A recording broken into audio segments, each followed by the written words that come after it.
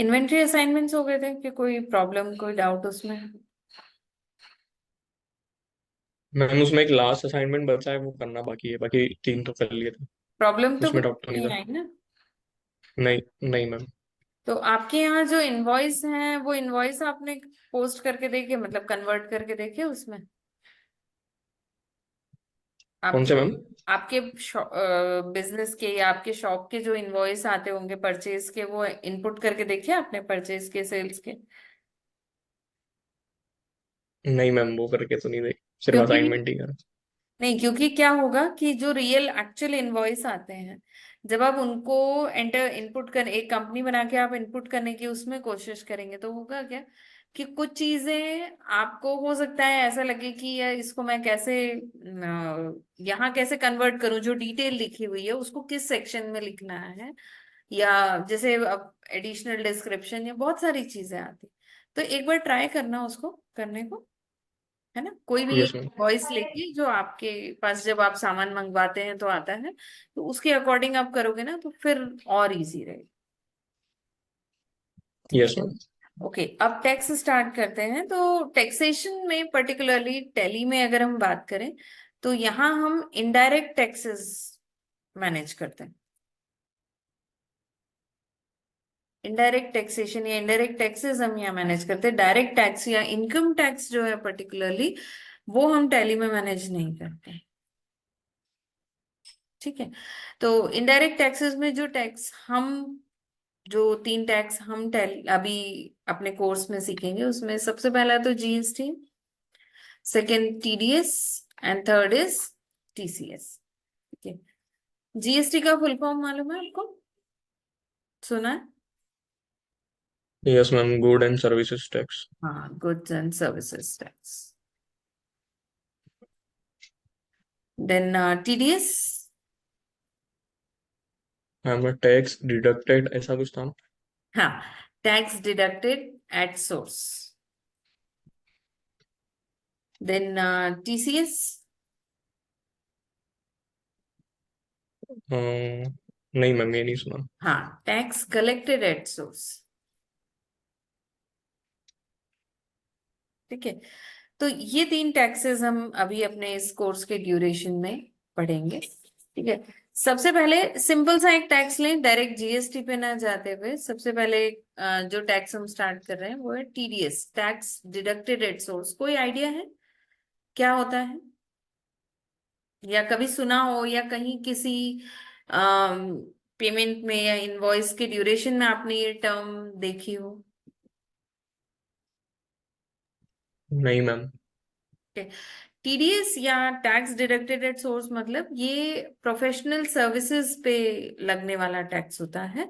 But किस तरीके से इसका वर्किंग होता है, तो जो सर्विस टेकर होता है, सर्विस लेने वाला, जो किसी से प्रोफेशनल सर्विसेज ले रहा है, वो जब सर्विस प्रोवाइड करने वाले को उन सर्विसेज का अमाउंट पे करेगा, तो पे करते समय जो टैक्स वो डिडक्ट कर सकता है अपने एंड पे, और टैक्स डिडक्ट करके अमाउंट सर्विस देने वाले को देगा, वो टैक्स क्या कहलाता है? टीडीएस। बट ऐसा नहीं है कि मतलब किसी से भी आपने प्रोफेशनल सर्विसेज ली और आपने टैक्स के नाम पे टीडीएस डिडक्ट करके उसको दे दिया। ऐसा नहीं होता है।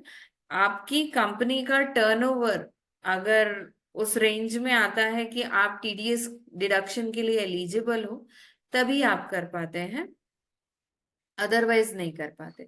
दूसरी चीज कि जो प्रोवाइडर था, सर्विस प्रोवाइडर, उसके पास जो पैसा जाएगा टैक्स डिडक्ट होके, तो उसके पास क्या प्रूफ आया कि मैंने इस पर्टिकुलर अमाउंट के लिए टैक्स ऑलरेडी दे दिया है या डिडक्ट हो चुका है?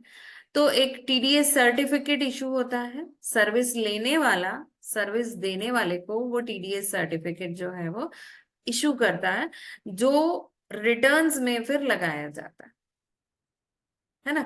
अब इसका एक बहुत सिंपल सा एग्जांपल हम लेते हैं। बिल्डिंग्स होती हैं, कमर्शियल बिल्डिंग्स होती हैं, राइट? तो किसी ने कोई कमर्शियल बिल्डिंग बनाई हुई है जिसमें अलग अलग फ्लोर रेंट पे दे रखे हैं। अब उसमें एक पर्टिकुलर फ्लोर पे जो बिजनेस कंडक्ट होता है, उस बिजनेस वाले का टर्नओवर जो है वो टीडीएस की रेंज में आता है। कि वो टीडीएस डिडक्ट कर सकता है, तो रेंट इटसेल्फ टीडीएस डिडक्टेबल है। तो जब वो किराएदार बिल्डिंग ओनर को किराया देगा तो वो टीडीएस अमाउंट डिडक्ट करके और किराया दे सकता है। सिंपल। के तो जो बिल्डिंग ओनर है उसके पास जो किराया आया वो टैक्स फ्री आता है। एंड दूसरी चीज ये कि after a period of 1 year और 18 मंथ्स जो टैक्स डिडक्ट हुआ होता है वो रीएम्बर्स होके सर्विस प्रोवाइडर के खाते में भी आ जाता है। ये कॉन्सेप्ट समझ में आया आपको? थोड़ा बहुत। फिर से एक बार कोशिश करते हैं। जैसे आपका और मेरा एग्जाम्पल लेते हैं, राइट? कि आपने मेरी कोई बिल्डिंग है, ठीक है? उस बिल्डिंग में आप वो बिल्डिंग आपने रेंट पे ले रखी है ना। आपका बिजनेस जो है उसका टर्नओवर आपको टीडीएस डिडक्ट करने के एलिजिबल करता है। तो जब आप हर महीने आप मुझे किराया पे करोगे तो किराया पे करते समय आप टीडीएस काट के मुझे किराया दोगे। आप अपने पास रख लोगे। आप जब अपने रिटर्न्स फाइल करोगे तो आपको वो टैक्स अमाउंट अपने रिटर्न्स में गवर्नमेंट को देना है, बट उस पर्टिकुलर टाइम पे आप वो अमाउंट डिडक्ट कर सकते हैं। तो एग्जाम्पल लो कि जैसे सपोज 50,000 रुपये रेंट है, ठीक है? 1% मान लें हम कि टीडीएस डिडक्ट हुआ, या 10% मान लें हम कि 10% टीडी रेंट के परसेंटेज, मतलब सारी कैटेगरी ऑफ सर्विसेज के टीडीएस परसेंटेजेस हैं लिस्ट में। हम नेट पे भी देख सकते हैं और पूरे परसेंटेजेस अवेलेबल है। अभी जस्ट एग्जांपल हम मान के चले कि 10% हमने 10% है जो हम डिडक्ट कर सकते हैं। तो 50,000 किराया था, आपको मुझे देने 50,000 है, बट 10% जब आप डिडक्ट करोगे तो कितने हो जाएंगे? 5,000 टैक्स का अमाउंट बन गया, 45,000 बचा, है ना? तो आप मुझे कितना अमाउंट पे करोगे? 45,000। 45,000। 5, हाँ, 5,000 टीडीएस के फॉर्म में आपने मुझे, आप मेरे से डिडक्ट कर लिया। पर वो 5,000 जो आपने मुझे पे नहीं किए वो आपको अपने रिटर्न्स फाइल करते समय अपने टीडीएस रिटर्न में मेंशन करने पड़ेंगे। दूसरी चीज, आपकी तरफ से मुझे एक सर्टिफिकेट भी इशू होगा, है ना? और वो सर्टिफिकेट आपको मैं अपने रिटर्न्स में लगाऊंगी। दूसरी चीज, ओवर जैसा मैंने पहले बोला था कि साल भर या 18 महीने के इंटरवल तक में वो टीडीएस का अमाउंट जो है वो वापस से मेरे खाते में रीएम्बर्स हो जाए, है ना? अब एक्चुअली क्या है कि ये तो बहुत मैंने इतना छोटा सा बोला कि ओके ये टीडीएस है, ये बहुत सिंपल वे में हम समझ रहे हैं। ज्यादा डिटेल में यहाँ हम इसलिए नहीं जा रहे बिकॉज हम टैली में उसकी एंट्री करना सीख रहे हैं। हम कंप्लीटली टैक्सेशन को डिटेल में नहीं पढ़ रहे हैं। Yes ma'am.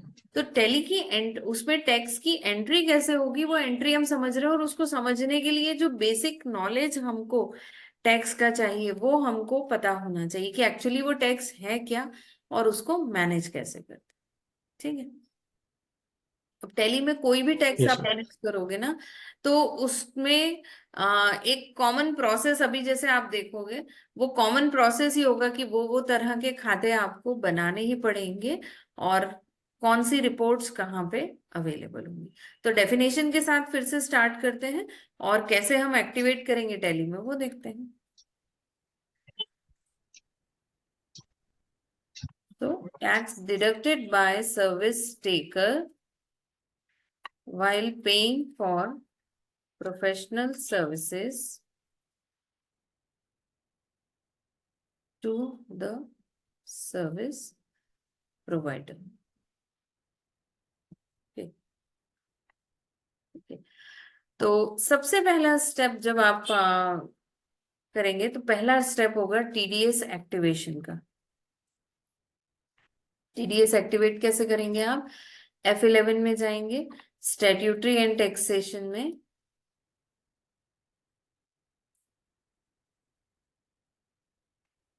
आप इनेबल टीडीएस ऑप्शन लेंगे।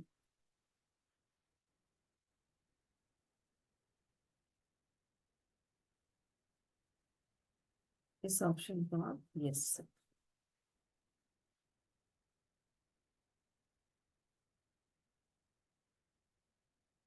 ठीक है। अब एक्टिवेट करते ही उसके बाद अब अगली चीज आपको क्या करनी पड़ेगी, अगला पॉइंट ये आएगा कि आपको लेजर्स क्रिएट करने हैं। तो लेजर्स कौन कौन से बनाएंगे? पहला लेजर, सबसे पहला लेजर आप बनाओगे द एक्सपेंसेस और कॉज ऑफ टैक्स। मतलब ये मान सकते हैं कि किस तरह का खर्चा या किस तरह का ट्रांजैक्शन हो रहा है जिस पर आपको टैक्स देना पड़ रहा है, तो वो है रेंट, है ना। तो सबसे पहला लेजर आपका बनेगा रेंट, इनडायरेक्ट एक्सपेंसेस। दूसरा आपका बनेगा जो आपका सर्विस प्रोवाइडर है, मतलब जिससे आप सर्विसेज ले रहे हो। तो क्योंकि यहाँ पे हम रेंट की बात कर रहे हैं, तो हम या तो डायरेक्टली, अगर कोई कंपनी है जिससे हम किराए पे ले रखे हैं, या कोई पर्टिकुलर एक प्राइवेट पर्सन है, तो उसका हम खाता बना सकते हैं। सपोज हमने जैसे बना लिया XYZ लैंडलॉर्ड। ओके, ये कौन होगा हमारा, इसका हेड क्या आएगा, सन्ड्री क्रेडिटर, क्योंकि हमें पे करना है। और फिर बनेगा TDS ऑन रेंट, तीसरा खाता, क्योंकि आपको कितना अमाउंट एज TDS आपने डिडक्ट कर लिया है वो भी मेंटेन करके चलना पड़ेगा। ये बनेगा अंडर ड्यूटीज एंड टैक्सेस में। ठीक है। लेजर्स क्रिएट करने के बाद अगला स्टेप क्या होगा, तो हर महीने, अभी हम रेंट की बात कर रहे हैं, तो हर महीने आप पहले एक जर्नल एंट्री पास करोगे,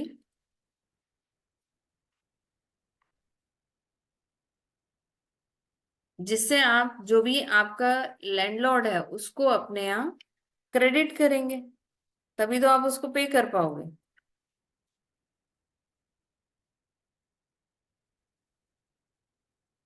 ठीक है?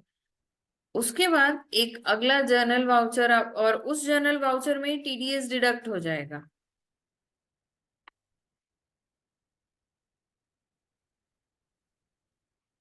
ठीक है। और अगला वाउचर होगा आपका पेमेंट वाउचर,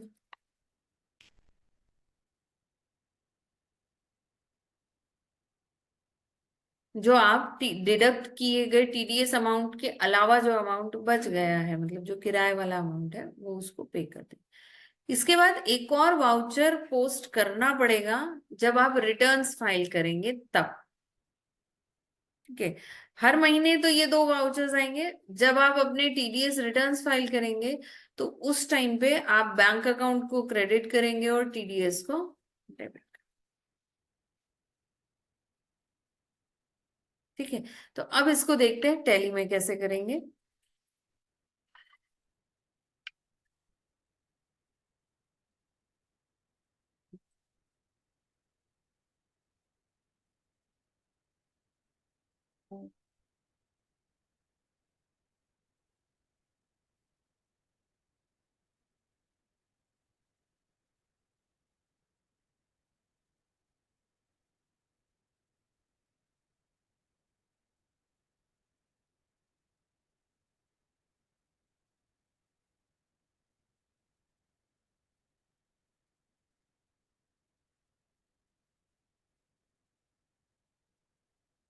तो यहाँ हमने F11 लिया, टुवर्ड्स राइट आप देखो टैक्स डिडक्टेड एट सोर्स आ रहा है, तो यस करेंगे।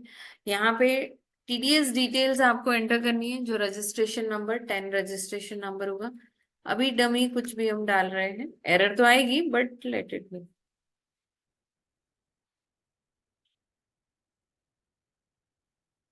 Now deductor type, that means as a person, as a organisation आपका नेचर क्या है, दैट इज आप कंपनी, एज अ कंपनी है या इंडिविजुअल HUF है, तो कंपनी के। TDS सर्टिफिकेट पे जिस पर्टिकुलर पर्सन के, या TDS रिटर्न पे जिस पर्सन का नाम और सिग्नेचर जाएंगे, उसकी डिटेल्स आप चाहे तो यहाँ मेंशन कर सकते हैं। यस करेंगे तो सारी डिटेल्स आपको स्पेसिफाई करनी है। तो अब ये डिटेल्स यहाँ मेंशन आप क्यों कर रहे हैं, क्योंकि TDS के थ्रू ही वो सारे सर्टिफिकेट, चालान, फॉर्म्स, रिटर्न आप प्रिंट भी निकाल सकते हो। तो अभी नो कर देते हैं हम इसको। ठीक है, और सेव कर।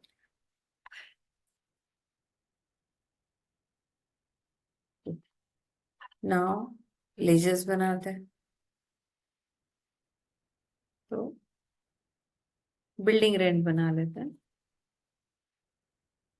इनडायरेक्ट एक्सपेंसेस,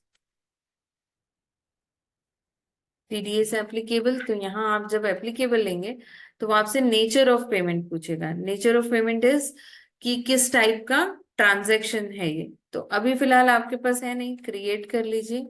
हमने कैटेगरी बना ली, टीडीएस कैटेगरी रेंट। और देन यहाँ पे आपको विद पैन डिटेल्स, आपको ट्रांजैक्शन इंडिविजुअल्स के लिए कितना है और दूसरे डिडक्टिव टाइप्स के लिए कितना है वो आप मेंशन कर सकते हो। तो अभी हम दोनों को ही 10-10 रख रहे हैं। कैटेगरी के अकॉर्डिंग, मतलब इंडिविजुअल्स पे अलग लगता है, दूसरे डिडक्टिव टाइप्स पे अलग लगता है। तो अभी हम दोनों पे 10-10 लेके चल रहे हैं। ठीक है। देन हमने XYZ लैंडलॉर्ड बना लिया, XYZ सन्ड्री क्रेडिटर। ठीक है, बिल बाय बिल यस किया। TDS deductible yes. Deductive type आपने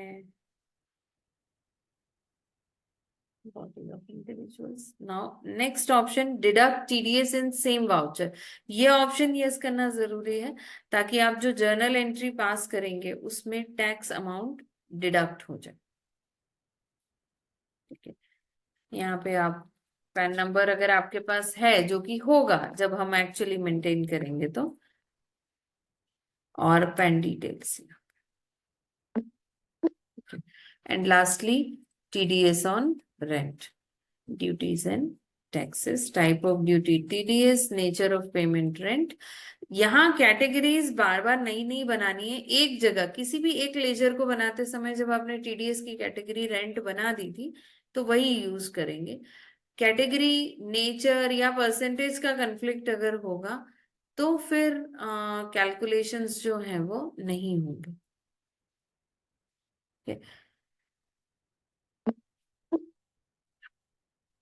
अब हम जर्नल वाउचर लेंगे। तो अदर वाउचर्स, यहां से हमने लिया जर्नल।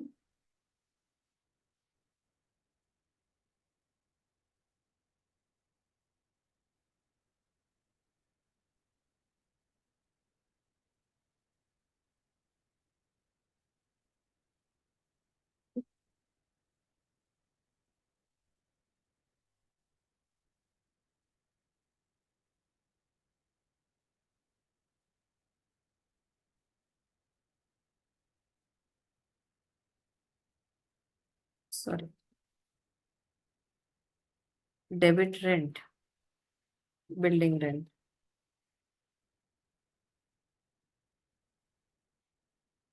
कॉस्ट सेंटर,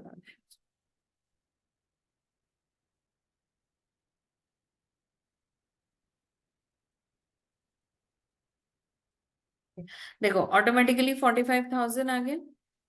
अब एंटर करेंगे न्यू रेफरेंस।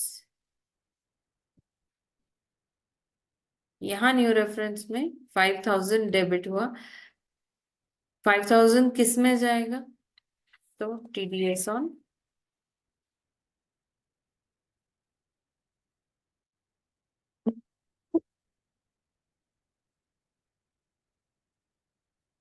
ठीक है।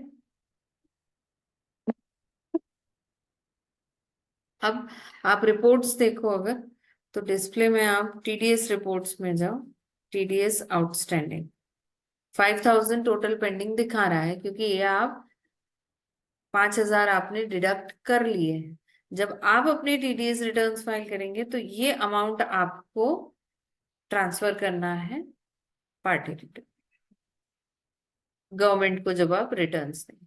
अब अमाउंट तो डिडक्ट कर लिया बट अभी पे नहीं किया है हमने उसको, तो पे आप करोगे normal payment voucher, debit XYZ 45,000 against reference this, credit cash, simple. Last में जब भी आप टीडीएस रिटर्न्स फाइल करते हैं तो एक पेमेंट वाउचर आपका बनेगा जिसमें जो चालान के थ्रू जब आप एंट्री कर रहे हैं, मतलब चालान सबमिट कर रहे हैं रिटर्न्स के लिए, तो आप उतने अमाउंट से बैंक अकाउंट को क्रेडिट करेंगे अपने टैली में, और टैक्स को उतने से डेबिट कर दो। ठीक है, अभी 5,000 है, तो मान लीजिए सपोज आपने 5,000 ही रिटर्न में, यही एक ही बार में आपने जो भी डिडक्ट किया था वही आप रिटर्न में फाइल कर रहे हो, तो आप उतना अमाउंट चालान के बैंक अकाउंट में आप डेबिट क्रेडिट करोगे, और अभी टीडीएस ऑन रेंट क्रेडिट था तो वहां डेबिट कर देंगे, तो वो सेटल हो जाए। ठीक है, तो इस तरीके से फर्स्ट टैक्स हमारा जो प्रोफेशनल सर्विसेज पे, अब ये तो एक कैटेगरी हुई सर्विसेज की, रेंट। ऐसे ही बहुत सारी और प्रोफेशनल सर्विसेज हैं, मैं आपको नोट्स जो सेंड करूंगी उस नोट्स में ये सारी डिटेल्स भी होंगी, और उसके अकॉर्डिंग हम अलग अलग एग्जांपल्स भी करके देख सकते हैं, है ना, कि किस तरीके की सर्विसेज हैं, तो हमको एंट्री करनी है तो क्या करना पड़ेगा। बराबर। बट ये फर्स्ट है, इसको पहले ट्राई करो, देन नेक्स्ट कल हम फिर टीसीएस पढ़ेंगे, फिर जीएसटी पे जाएंगे, या जीएसटी भी पहले स्टार्ट कर सकते हैं, टीसीएस कम यूज में आता है, तो हम पहले कल जीएसटी स्टार्ट करते हैं, फिर आगे, यस मैम। है ना। ठीक है, तो मैं ये अभी सेंड करती हूँ आपको रिकॉर्डिंग भी, और नोट्स मैं आपको आज या आज इवनिंग तक या कल सेंड कर दूंगी। Yes ma'am. अभी रेंट वाले एग्जाम्पल के साथ आप करके देखना, असाइनमेंट में कर देती हूँ साथ में सेंड। ठीक है। Yes yes ma'am. Okay. Okay ma'am, thank you. Okay bye.